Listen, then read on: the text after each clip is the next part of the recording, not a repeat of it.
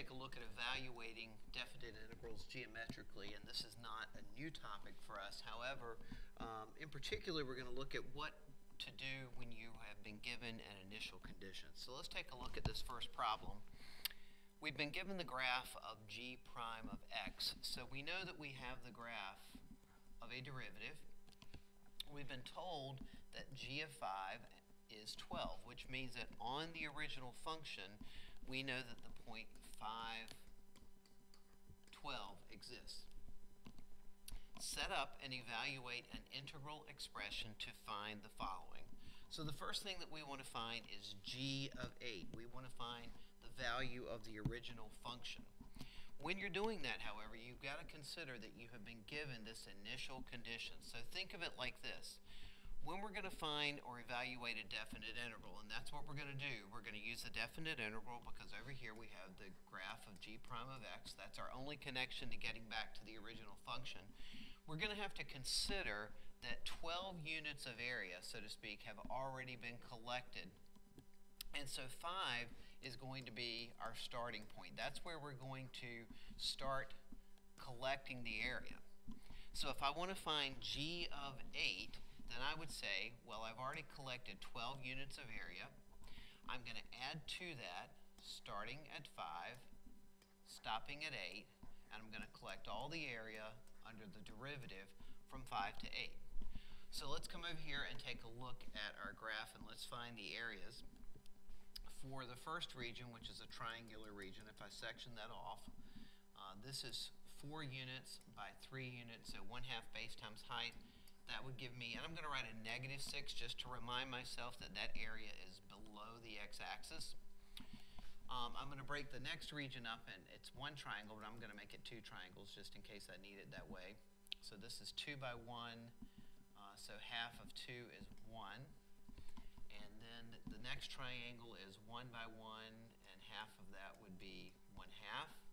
I'm going to break up the next region into 2 triangles, and this would be -2 and -2, and you can calculate those areas. And then the last region is an area of 1/2. So if I'm going to collect the area from 5 to 8, I'm going to keep the 12 units of area that I already had initially. There's my initial condition. And then I'm going to go from 5 to 8. I'm traveling to the right.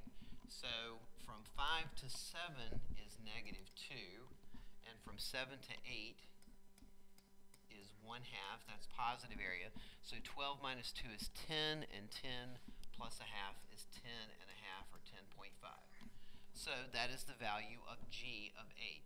Big idea here is remembering that you have to use that initial condition. You already have 12 units of area, and then you start at the initial starting point that they give you, which in this case is 5. All right, so let's calculate g of 0. Now this one's kind of interesting. We still have 12 units of area.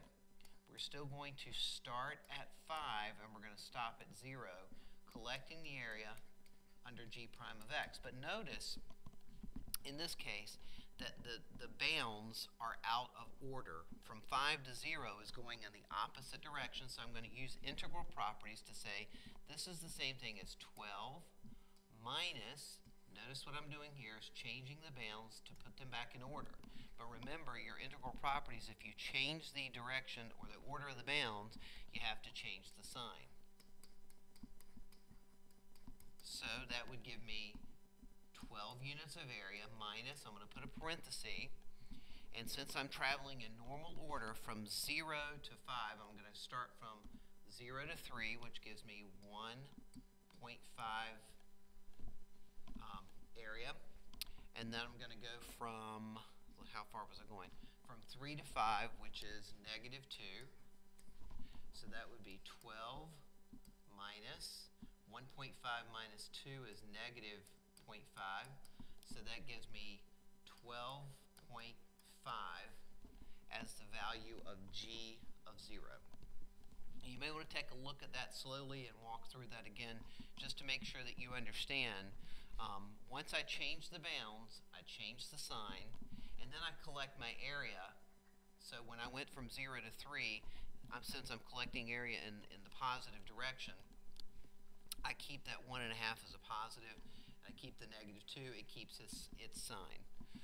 Now you don't necessarily have to do this whole rewrite of the sign if you're remembering that you do have to change the signs of your areas. All right, let's take a look at another one. Let me get some space here. I'm going to erase that last part just to give myself a little room here so it's not quite as messy. Okay, so G of 7, I go back to my initial condition. I know that I already have 12 units of area. So I have 12 plus my initial condition. I'm going to go from 5 to 7, collecting the area. So that's going to give me 12. Since my bounds are already in order, from 5 to 7, I have -2, and 12 minus 2 is 10. So that's G of 7.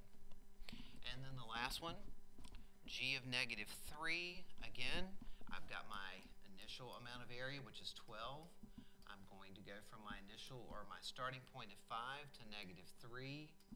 I notice, again, that my bounds are out of order.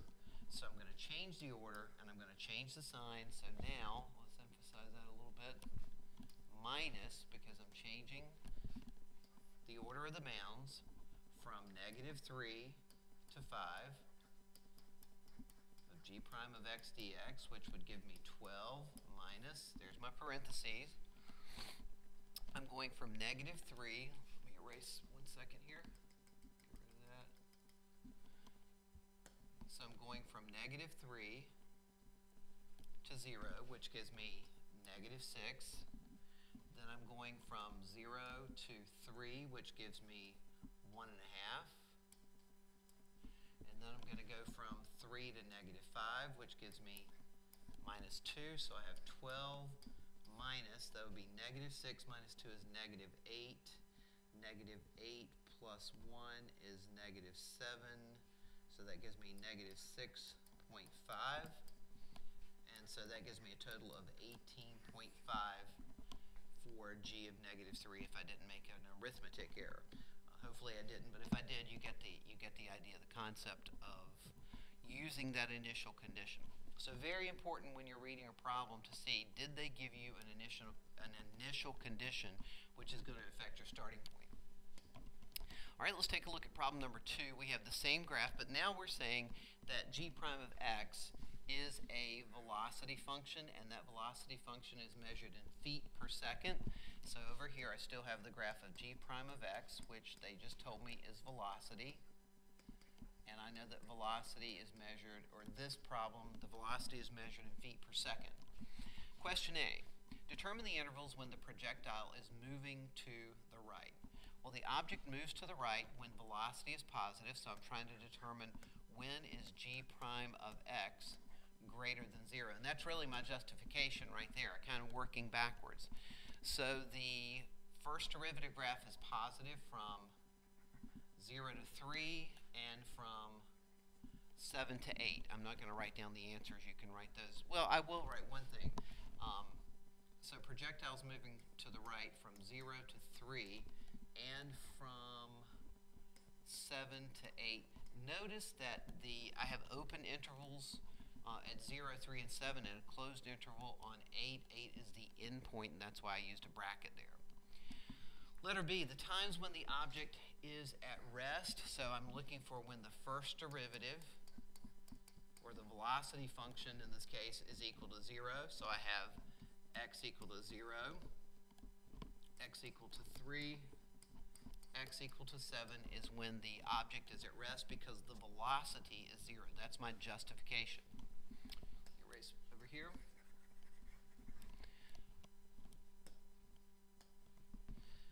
Concave up intervals on the position function. So again, I'm going to justify first because that's how I have to figure out how to look for this. I know that my function, or my original function, is concave up when his derivative, in this case, G prime of x, concave up, is increasing. So the first derivative is increasing from -3 to 2, bracket, -3 is the endpoint, to 2, and increasing again from 5 to 8. justification again is because the first derivative is increasing. Next problem. I need to know the acceleration at x equal to 4. We know that acceleration is the slope or the derivative of velocity. Slope slash derivative of velocity. So if I want to know the acceleration at x equal to 4, here's 4 on my velocity graph. Since it's linear, all I have to do is to determine the slope of this linear segment right here, which is -1 feet per second squared. And you actually had a problem like that on your exam, hopefully you recall. And then at x equal to 5, notice at x equal to 5, there is a sharp turn on the graph of the velocity function. So at x equal to 5, this graph is not differentiable, so we can't determine the acceleration at that value. And my justification is the slope, acceleration is the slope or derivative of velocity. Well, let's see, I didn't skip anything, did I? There's D and there's E. All right, so we're using the same graph, and now we're going to determine the position of the particle at x equal to 8. Write an integral expression to represent the position and evaluate. Assume that the given from number 1 still applies. And remember, the given was that g of 5 is equal to 8. Now that's going to have an impact on the position of the particle, because your position when you stop is relative to the position where you started. So this is the initial position. So this really goes back to the very first problem in that g of 5 is not 8, g of 5 is 12. Sorry about that. So I already had 12 units of area plus my initial position was 5. I've been told to stop at 8, and I need to collect the area under g prime of x, because g prime of x is velocity, and I need to get back to the position function. So as we had on the first problem, that was, if I remember correctly, 12 plus, let me see, from 5 to 7 was -2, and from 7 to 8 was a half. So 10 take away 2 is, 12 take away 2 is 10. So I have 10 and 1/2. That's the position of the particle at 8 seconds. So that's equal to g of 8. Now letter F, you have to be very careful and look at the difference between E and F. F asks for the total distance traveled by the particle only from 5 to 8. So in this case, even though I tried to trick you, it says assume the initial condition or the given information still applies. It is true that g of 5 is equal to 12. However, that will not impact the distance traveled from 5 to 8. That will only affect the position. All I'm trying to figure out is how far, distance-wise, does the particle travel from 5 to 8. So that is the, since it's total distance traveled, I need to take the absolute value. I want to force all of the area positive. So I'm going to collect area from 5 to 8 of the absolute value, forcing all of the area positive, which is the same thing if I want to not use absolute value. That would be from 5 to 7. We're going to negate that area because that area is already positive. There's my negative sign. So I'm going to negate that area, g prime of x dx. I'm going to add it to the area from 7 to 8, which is already positive, g prime of x dx. So that will give me negative. From 5 to 7, we had a -2. And from 7 to 8, we had a half. So that gives me 2 plus 1/2. So the object traveled 2 1/2. I should put units on these. I forgot I had given units. This will be 2 1/2 feet is the total distance traveled from 5 to 8. So this is a good review of some things from first semester together with some things from second semester. I think I have a couple more questions on here. No, where are they? Huh. I also wanted to look at, I think on your sheet, I did ask a couple of questions, but I don't have them on here. So I'm going to clear the board, and I want to answer those questions because those questions are very important. So let me just clear this up here. Reset this page. On your worksheet, I actually asked the following questions. Letter G was find the average acceleration from x equal to 0 to x equal to 2.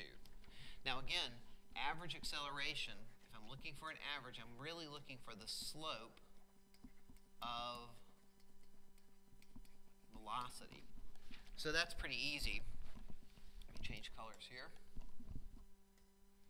So from 0 to 2, I'm looking for the slope, which is a rise of 1 and a run, I believe that's a run of 2, yeah.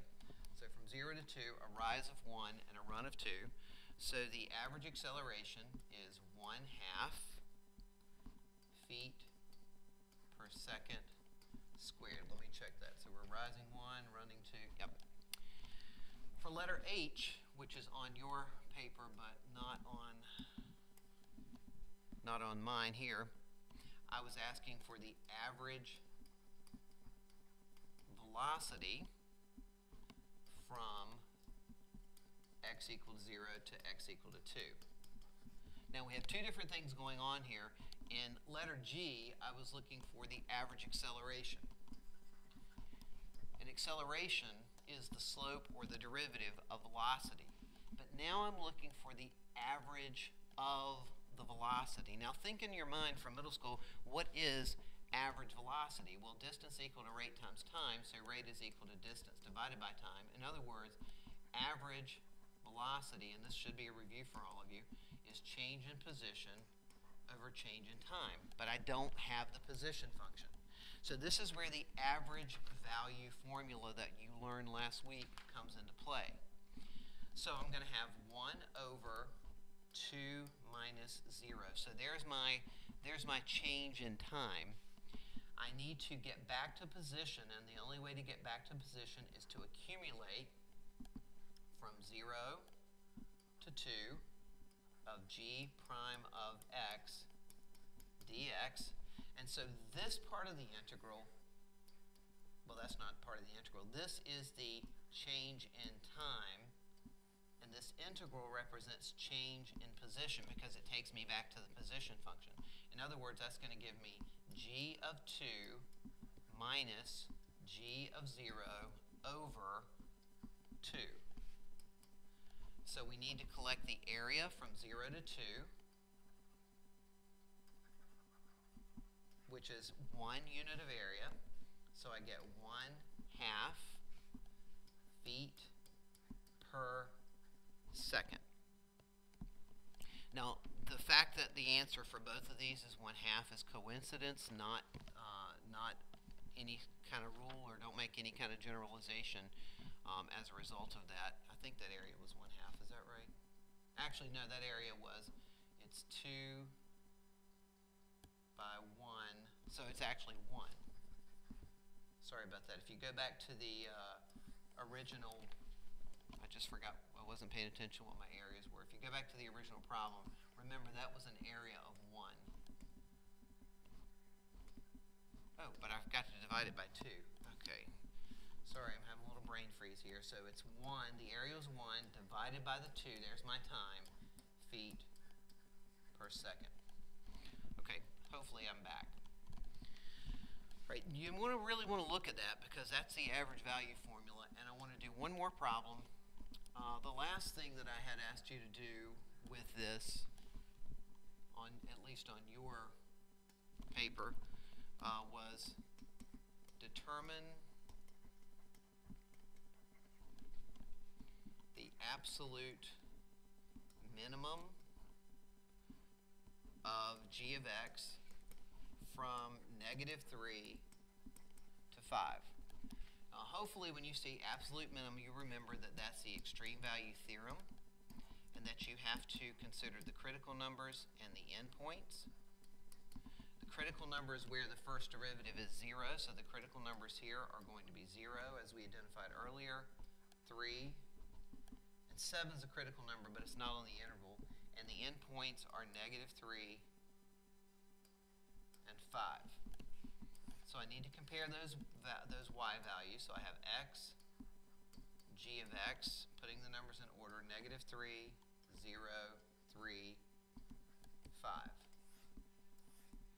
Now this goes back to what we were doing before. So for example, if I want g of -3, which we already calculated on the first page, but just to remind you, I have to go back and use my initial condition of 12 plus the area from 5 to -3 of g prime of x dx. Let's go back. Hopefully that answer's still on the first page and I didn't erase it. Let's see. And that turned out to be 18.5.